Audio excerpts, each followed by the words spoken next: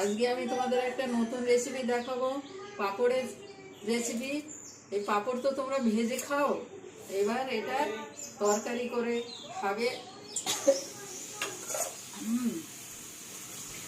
পাঁপড়টাকে আমি আগে ভেজে নেব, এইভাবে তেলে ভেজে নেব পাঁপড়টাকে। আমার কমপ্লিট। হ্যাঁ, এবার আমি রেসিপিটা তোমাদের দেখাবো, এরকম করে বানিয়ে খাবে। বিশেষ করে নিরামিষ যেদিন, মানুষে তো সপ্তাহে একদিন নিরামিষ খায়, কি খাবে? এইভাবে পাঁপড়ের তরকারি বানিয়ে খাবে। এই আমি জিরে ফোড়ন দিলাম, এই গোটা গরম মশলা, শুকনো লঙ্কা, এই তেজপাতা,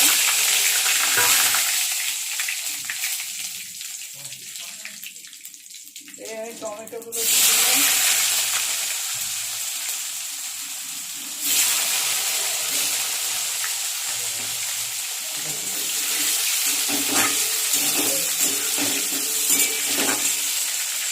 কোনো ঝামেলা নেই, শর্টকাটে রান্না।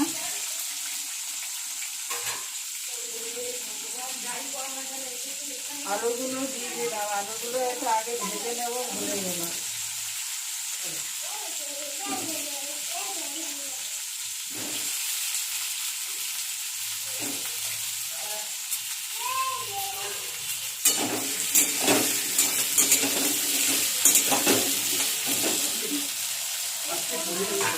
নুন দেবো,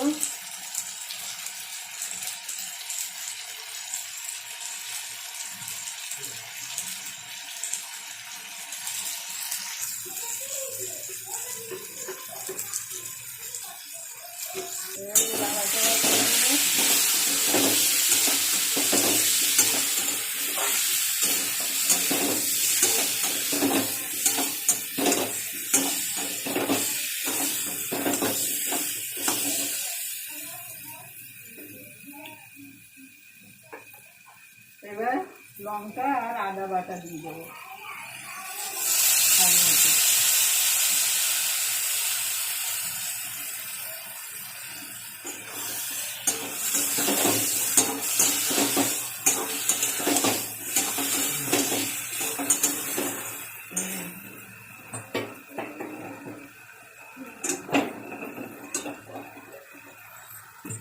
সারা পৃথিবীর লোক ভালো করে কষিয়ে নেব। এটা বেশি কষাতে লাগে না, পেঁয়াজ রসুন দেওয়া না, তো তোমরা পেঁয়াজ রসুন দিয়েও খেতে পারো।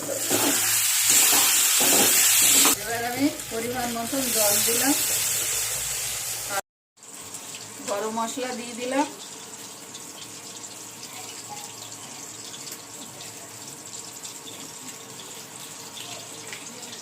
গরম মশলা দিয়ে দিলাম।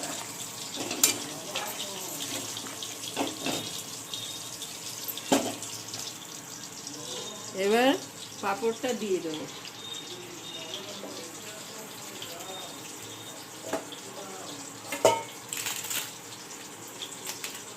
পাঁপড়টাকে 2 হাত দিয়ে ভাঙছি, পাঁপড় দিয়েই নামিয়ে নেব।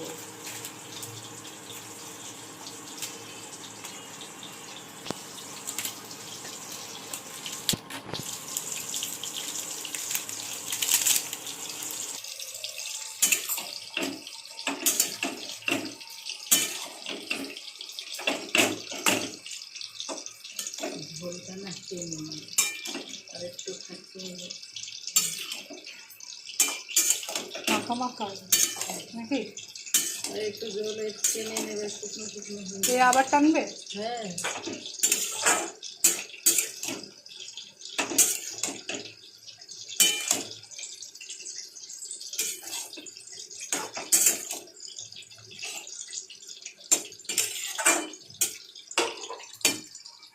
এই বাটিতেই ঢালবো।